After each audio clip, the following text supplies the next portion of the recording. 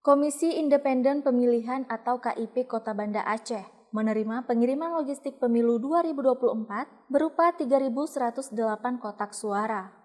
Pengiriman logistik pemilu tersebut dikirim dari KPU RI dengan 2 tahap pengiriman. Pertama sebanyak 750 kotak suara dan tahap kedua sebanyak 2.358 kotak suara yang diterima langsung oleh Komisioner KIP Kota Banda Aceh di gudang logistik serta dipantau langsung oleh Komisioner Panwasli Kota Banda Aceh.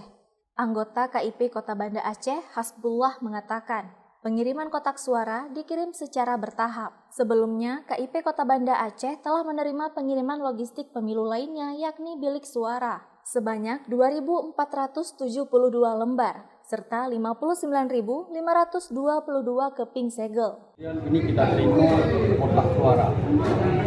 Kotak suara itu kita terima 3.090 plus 18 sebagai cadangan.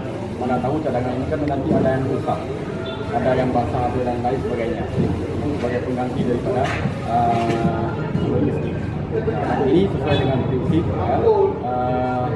PKPU di nomor 14 ya, dan kita lihat di pasal 3 ya, dalam perlengkapan pungutan suara dan pengiriman suara itu ada yang namanya bilik suara, ada yang namanya kotak suara, ada segel, ada nanti satu lagi yang kita sampai nanti alat pencoblos waktu.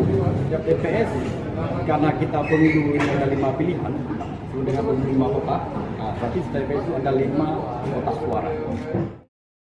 Pemilu 2024 mendatang terdiri dari pemilihan anggota DPR RI, DPD RI, serta pemilihan anggota DPR Provinsi dan DPR Kabupaten Kota yang dijadwalkan pada 14 Februari 2024 dan digelar serentak dengan pemilihan Presiden dan Wakil Presiden Republik Indonesia.